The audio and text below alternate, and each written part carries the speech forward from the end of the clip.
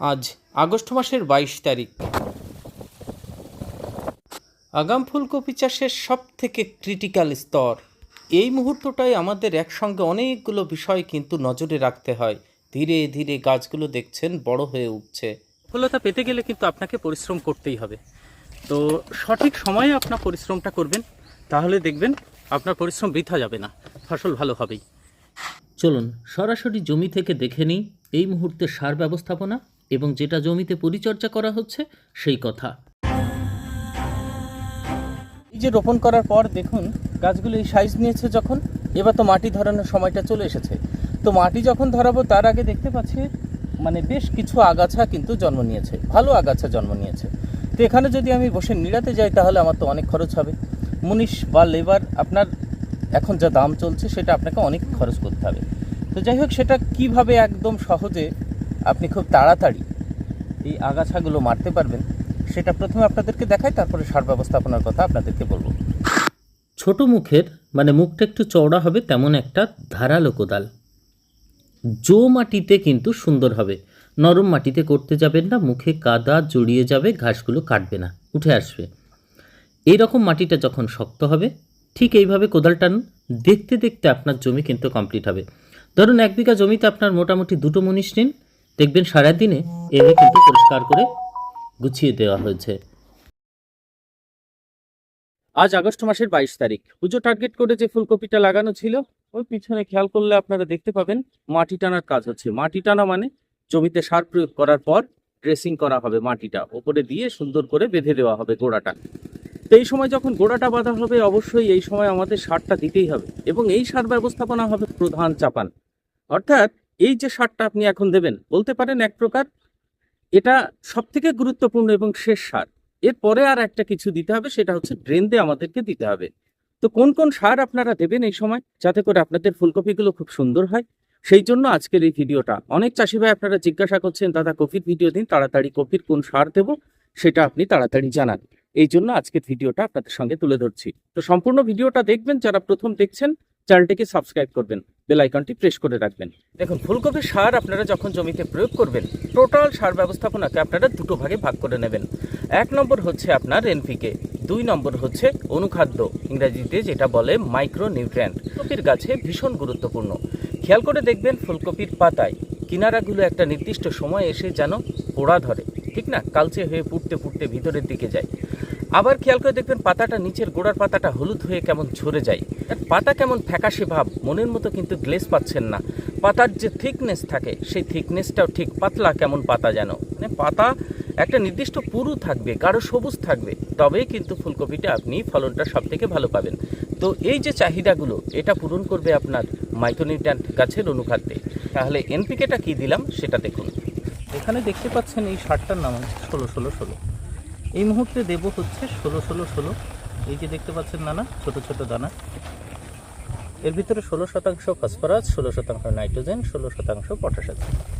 এই 16-16 আমরা 10 কেজি দিচ্ছি, কাটাপতি আপনারা 750 করে, 16-16 কাটাপতি আপনারা 750 করে দেবেন, 750।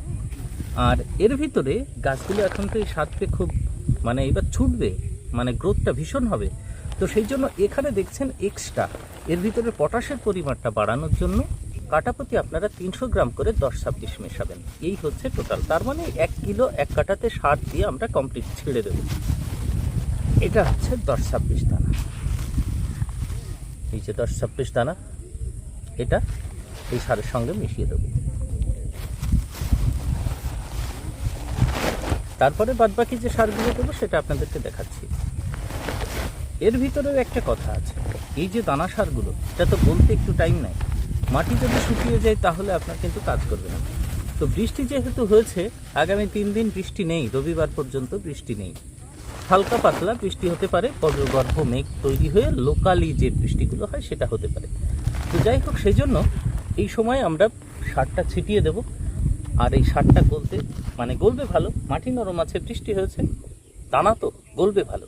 এবার এনপিকেটা আমি দেখুন বৃষ্টির পরে জমিতে কিন্তু দিয়েছিলাম। বৃষ্টি হলো টানা, এই কদিন আগে যে 2-3 দিন বৃষ্টি হলো, জমিটা নরম ছিল, ঠিক জো মাটিতে আমি মাঝখান দিয়ে গাছের গোড়ে ফাঁক ফাঁক দিয়ে কিন্তু ওটা দিয়ে গেছি। এইবার মাইক্রোনিউট্রিয়েন্ট তখন দিইনি, কারণ এর ভিতরে কিছু জিঙ্ক টিঙ্ক থাকতে পারে, যে কারণে আপনার সেটা বিক্রিয়া করতে পারে। এই যে ওপরের এইটা দেখতে পাচ্ছেন, এটা হচ্ছে আলাদা করে এনপিকে দেওয়া, কিন্তু নিচের যে সেকশনটা আছে সেটাতে আমি কিন্তু এখন এনপিকে দিইনি, ওটাতে আমি মিশিয়ে দেব। তো মিশিয়ে যখন আপনারা দেবেন তখন কেমন দেবেন, কোনটা এড়িয়ে চলবেন, আর যখন আলাদা করে দেবেন তখন আপনি যা খুশি দিতে পারেন। তাহলে প্রথমে একটা কথা বলবো, দেখুন ফুলকপি চাষের ক্ষেত্রে আমাদের বোরন দিতেই হয়। বোরন আপনি দেবেন, ফুলের কোয়ালিটি ভালো হবে।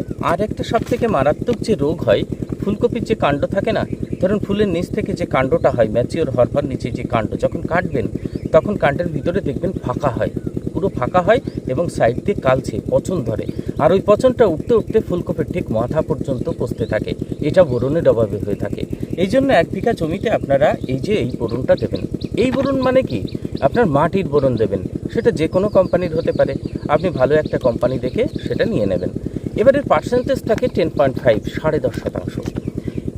আর যদি আপনারা 10.5 মানে মাটিতে দেওয়াটা না পান, তাহলে সেটা আপনারা কি পাবেন, যদি 10.5 মাটিতে দেওয়াটা না পান তাহলে যেটা 20% আছে সেটা আপনারা কিন্তু দিতে পারেন। 20% ডোজ যেটা স্প্রের জন্য দেয়, সেটা আপনারা ডোজটা হবে মোটামুটি 1 বিঘা জমিতে 33 শতকে 500 গ্রাম।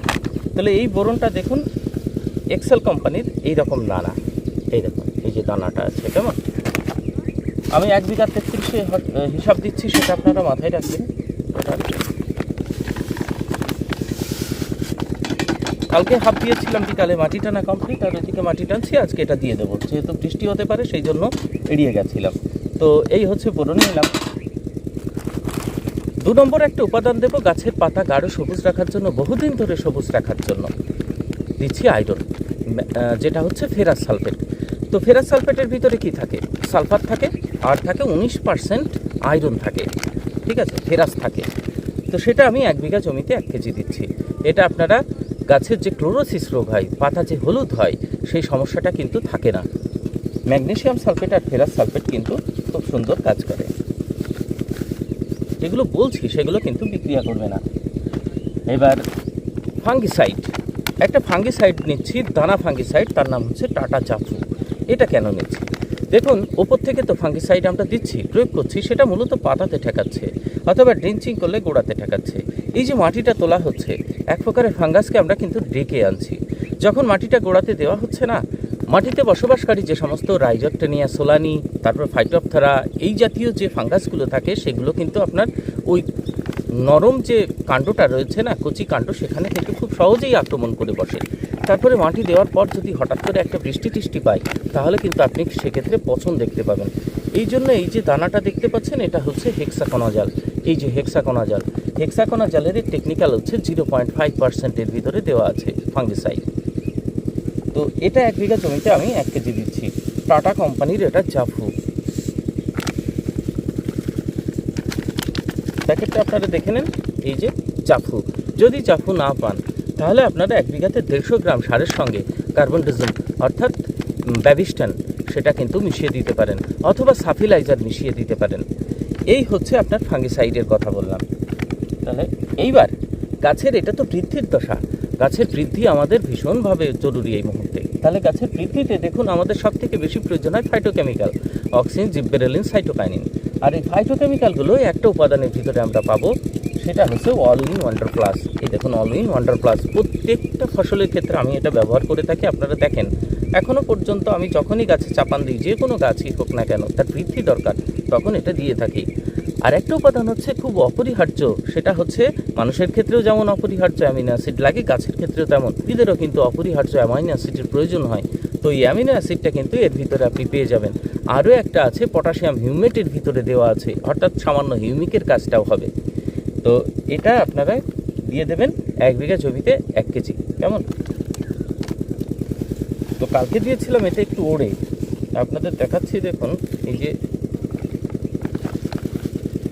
আপনাদের একটু দেখাই, দেখুন এই যে ডাস্ট, এটা কেমন, ভিতরে কালো কালো যে দানা আছে, ওটা হিউমিকের কাজ করে।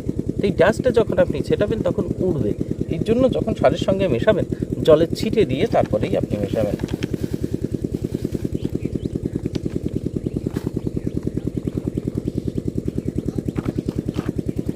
নীল রঙের, এর ভিতরে 5খানা উপাদান আছে।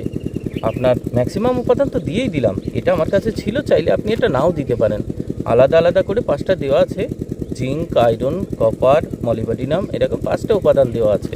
মানে সুষম অনুখাদ্য বাজারে যে প্যাকেটগুলো পাওয়া যায়, এটা ঘরে ছিল, আমি এটা মিশিয়ে দিচ্ছি।